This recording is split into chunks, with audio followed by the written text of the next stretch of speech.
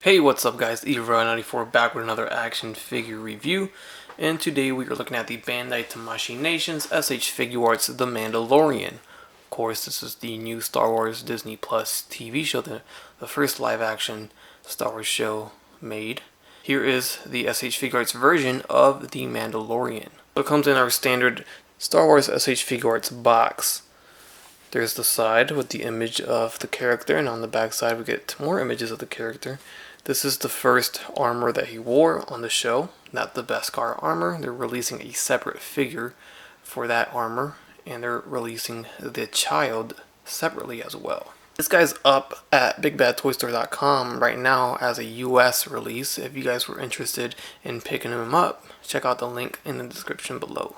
Alright, so here's the Mandalorian out of the box. He looks really good. I was expecting him to look good, so that's a good thing. But Bandai really did a great job, especially with the little like nicks and scratches on his armor. A little bit of battle damage here looks really good. It's not just a clean, brand new armor. He's been through a few battles, nothing crazy, but he has been banged up a little bit. He looks good though. I really enjoy this figure so far. I like the colors. I like that, you know, everything is just colored carefully and well, you know, very well done. So we'll take a closer look at the figure in a second, but first we'll take a look at the accessories that he comes with. So of course Mandalorian has to come with his rifle, and we all know this is the rifle that pretty much disintegrates people. So whatever you want to call this, I don't know the actual name of it. We'll call it the disintegrator. It's fine with me. But look at the paint job on this. Bandai Tamashii is no stranger to doing this, so it's very well done. Paint looks great. So very happy with the rifle. And he does of course come with his pistol as well. And you see the paint job here, looks well done. Here's the other side. And as you see, the figure actually has a holstered pistol. So this is molded. So of course he comes with, since he does have a separate one, he does come with an empty holster. So this is a little different than what they normally do. It's not just a holster where you can actually slide the actual weapon into. It's, you know, you gotta put this one on if you're gonna have him hold the pistol. Or if he's not gonna hold it, then you have one that's already molded and painted already there. That does not come off. And we get this piece here, which is part of the rifle. And this is to holster or strap on the rifle onto his harness, his shoulder strap. So the rifle actually comes apart. And if it would focus, I could show you. There you go. So it comes apart here at the barrel, comes apart here as well. Don't want to break it. But so here's the piece you want to replace. So this gets replaced by this. So we go ahead and plug it in, and then we plug the barrel back on, and now we have the rifle back, but this time we have the strap. And this strap right here is to strap it onto the actual figure. As you see on the back, we get the soft goods cape with the little cut in it, so you can actually, I don't know if that's how it is in the show, probably not, but it's meant to be like strapped over his shoulder with a strap. But this is just to secure the rifle onto the figure so it doesn't fall off. So there's the peg, and then there's the hole in the cape. So of course we get the pair of fists that every figure gets. Then we get a pair of open hands, posed as so. And then these are a set of open hands that are a little bit different. Let me grab the other one real quick and you can see the difference there.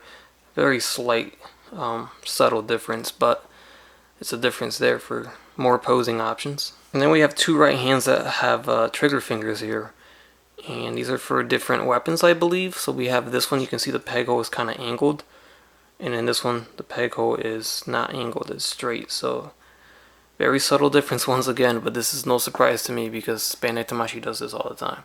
Then we get the hand that you can grab the barrel of the weapon, you know, when you hold the rifle.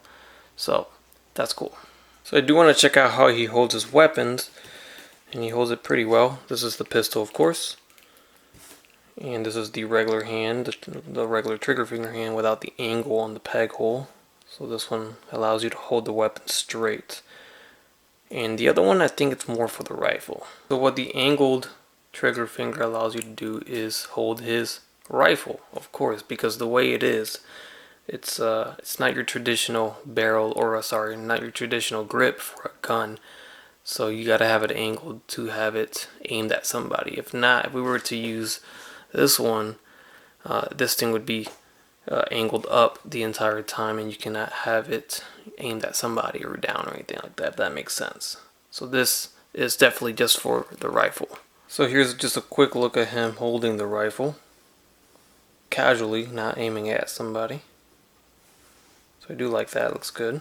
And now it's time to take a look at Mando up close.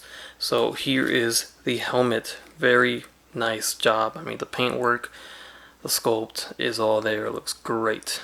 And I really do like the soft goods cape. I wonder what everyone thinks of it. Do you guys like it, or do you dislike it? Would you prefer a plastic cape or this? But anyways, let's take a look at that torso. Here's the chest plate and the strap going over the torso. As you see, the paint job there is very good. I like the paint on the edges there to show some battle damage, some paint peeling off. There's the arm, and then the belt. Let's take a look at that pistol holstered there. Looks really good. And the way this works actually is just like that. So you see how that came off.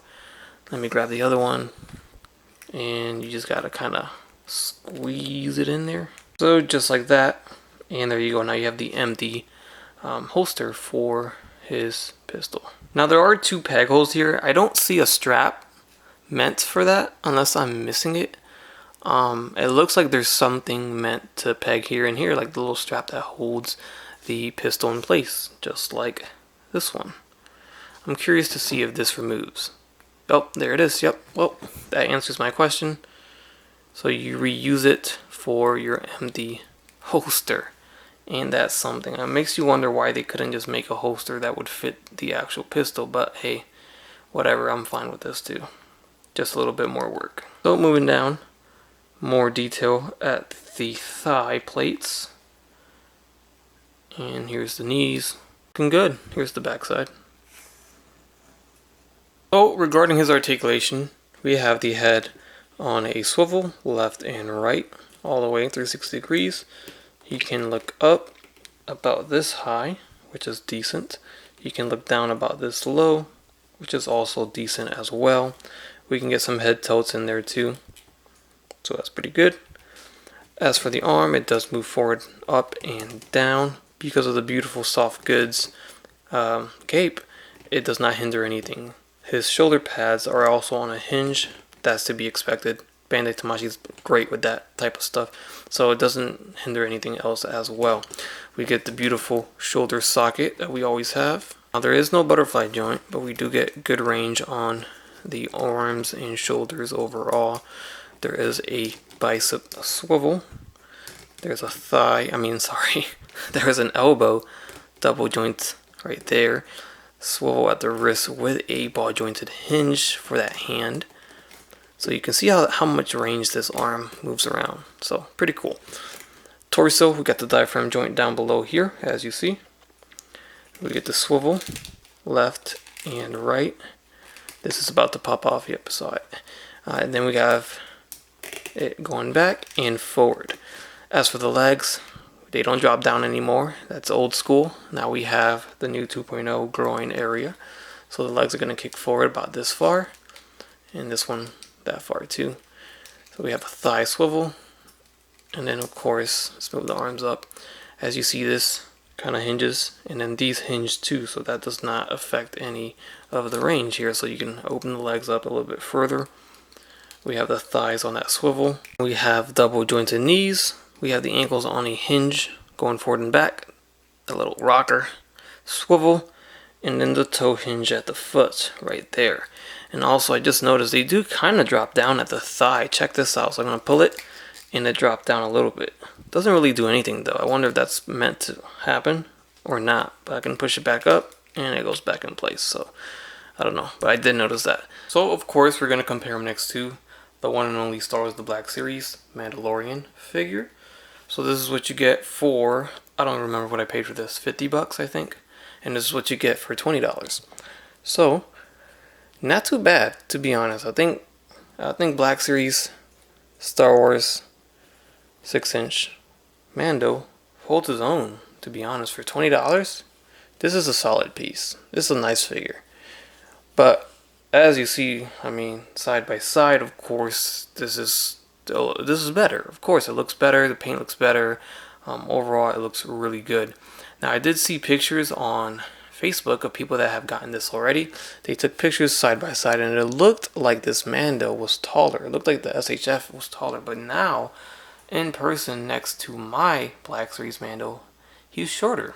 So the Black Series one is a tad bit taller, and the proportions are a bit bigger too. So that's interesting. I don't know, maybe it was just the way they had them standing up next to each other. It gave away that, the illusion that he was taller, or the SHF was taller.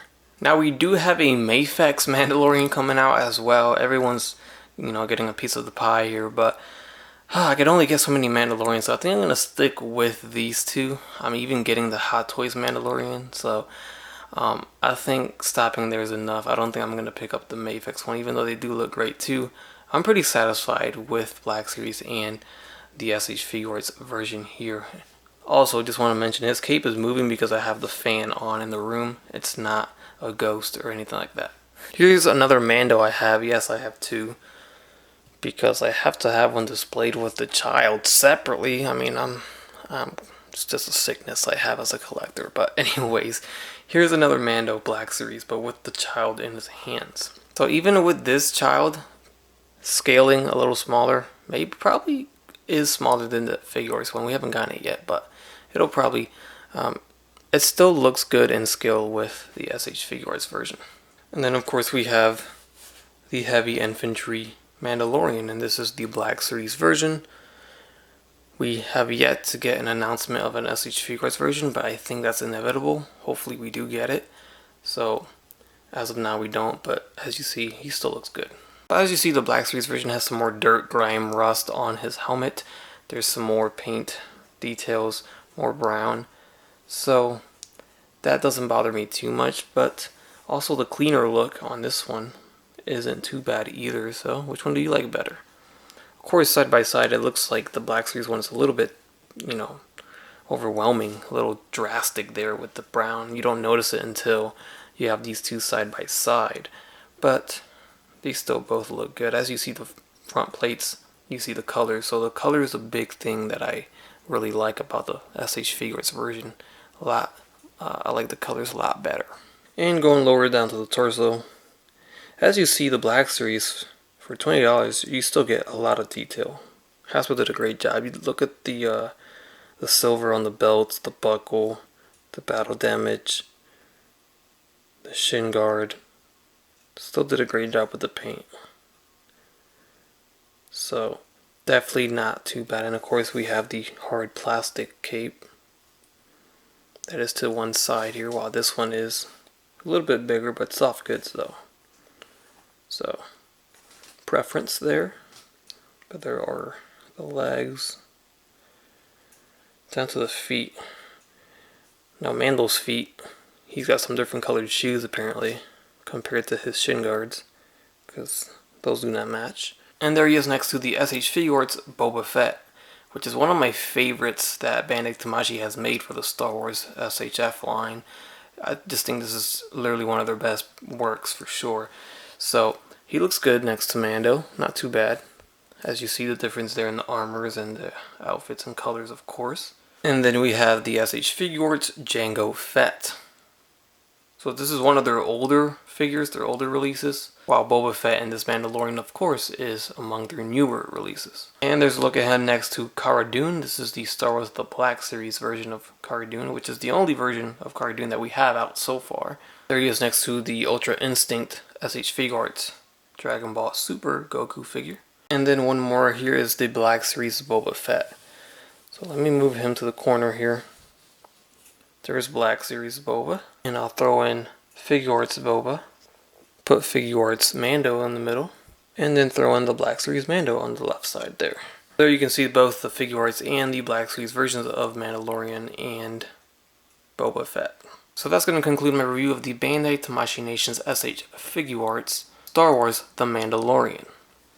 hopefully you guys enjoyed the review. Let me know your thoughts on this figure. I really enjoy the figure. I think this is the best 6-inch scale Mando that we have thus far until Mavix comes out, and then we can judge it again and see who is the better figure. But right now I think this Mando definitely takes the crown for me. Let me know your thoughts down below. Which one do you prefer, this one or the Black Series one? I know prices are very different, so there's that to take into account, but I think for the prices, this is definitely the best one. And then for the price of $20, the Black Series one is a great figure, so for $20, that's the best one too. But with that said, hopefully you guys enjoyed the review. Leave a like if you did, leave a comment, subscribe if you have not done so already, and as always, have a great day. Bye. That's crispy.